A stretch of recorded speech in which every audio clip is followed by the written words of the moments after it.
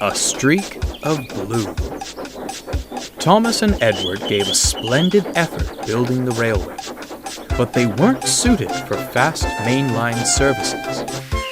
As such, the Fat Director purchased another engine called Henry. Although a good sort, he was prone to steaming troubles, which caused endless frustration. Due to a lack of funds, engines were loaned from other railways. One of these, known only as 87546, fancied himself the savior of the line, and never failed to make it known. "Fret no longer," he declared, dragging Henry and his train into the big station. "For I have restored order to our timetable once more." "Does he ever tire of all that hot air in his boiler?" Thomas remarked to Edward. "I say, you, little one," the big engine beckoned to Thomas. "Be a good lackey, take my coaches and the indisposed away. I must rest my aching wheels." Evidently not," murmured Edward. As Thomas buffered up, Henry couldn't even meet his gaze. "I'm sorry." "He should be sorry," retorted Thomas. "One day he'll get his." That night, Thomas retired to the shed. A vulgar discourse greeted him. "You know," 87546 said loudly to another loaned engine, "I do sympathize with the Fat Director. Wasted what little hard-earned money he had on a mite, an antique, and an invalid." He looked across to Henry, sleeping as workmen tried to mend him. "I'm the real bargain. The strength of 3 for the coal and water consumption of 1. Only a matter of time before he purchases me." "The Fat Director," Edward interjected, "favors engines with good character. You leave much to be desired in that department." "And where has good character led you, replied 87546. "Certainly not the main line. Speed and strength are all that matters there.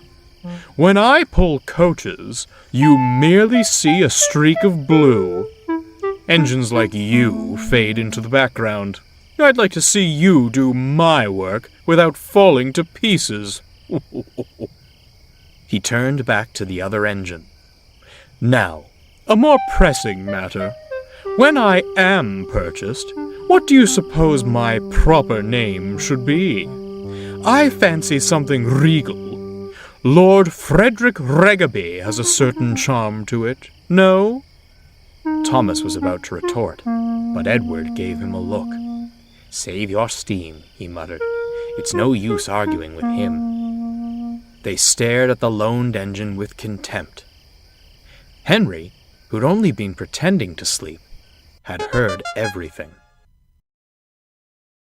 The next morning, 87546 awoke to a startling sight. There was Henry, hissing and wheeshing, halfway on the turntable. "What the devil is this?" "Oh dear," Henry coughed feebly. "Thought the men had made me better." "Well, get better and out of my way this instant. My admiring passengers are waiting. I demand extrication at once." But the other engines had all left for work. They couldn't have helped anyhow, for there was no way onto the turntable. "Worse and worse," the Fat Director scowled as he paced the platform. "The passengers cannot be kept waiting.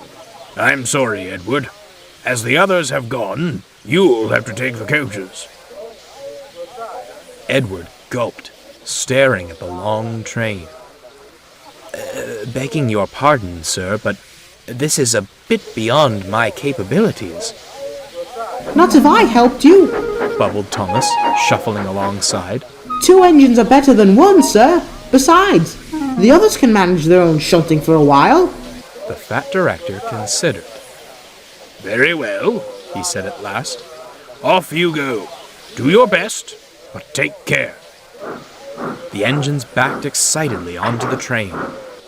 The passengers marveled at the strange combination, but were thankful to have any train at all. Finally, the guard's whistle blew. Come on, Called Thomas. Steady now, advised Edward. Soon they were on the main line and having a wonderful time. Thomas was so excited to leave the yards, he nearly pulled Edward's coupling off. Edward chuckled. He was glad to stretch his wheels again. The two engines worked so well, the coaches felt light as air. The other engines were shocked as they raced past, whistling with glee. Later, they returned to the big station, exhausted but triumphant. Henry and 87546 stood at the platform.